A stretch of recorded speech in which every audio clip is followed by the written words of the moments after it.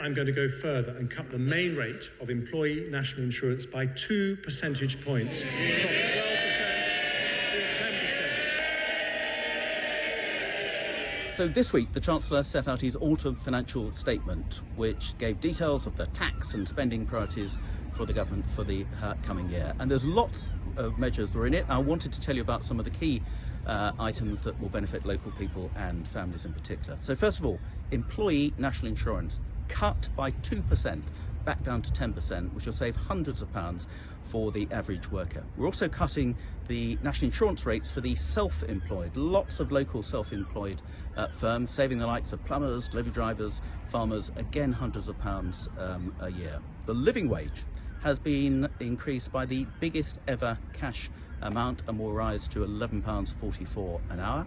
And the pension triple lock, I know a lot of people locally concerned about that, and it is staying, and it's going to be increased with the state pension going up by 8.5%, which is well above the rate of inflation now, which is good, and benefits also going up by 6.7%. Again, good news for millions of households, and a real terms increase given that we've been able to bring the inflation rate down now to 4.6%, and it's falling further. Another important measure, which will be popular, we're also freezing all alcohol duty and increasing the housing allowance, all measures that will help with the cost of living and certainly help some of our pubs as well. Now, of course, inflation is falling, as I said, down to 4.6%, half of what it was at its peak last year.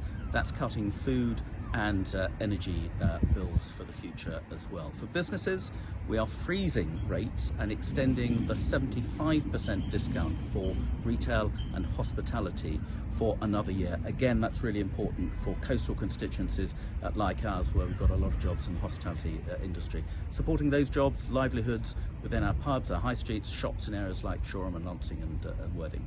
Now, I really welcome these measures. I think it was a good, balanced, measured statement by the Chancellor. They're going to help those who need it, particularly those least well off, and encourage a dynamic economy that rewards effort and work and generates revenues to run our essential public services. So importantly also, we can begin to lower taxes, which have been historically quite high, because we're in a much better place now. The economy is much more robust. We avoided what was a predicted recession when other countries across Europe have fallen into recession. Inflation is falling fast, and both debt and borrowing levels are lower than the forecasts said. So the measures this week, I think, will be welcomed by the vast majority of my constituents, and I congratulate the Chancellor on what he's delivered.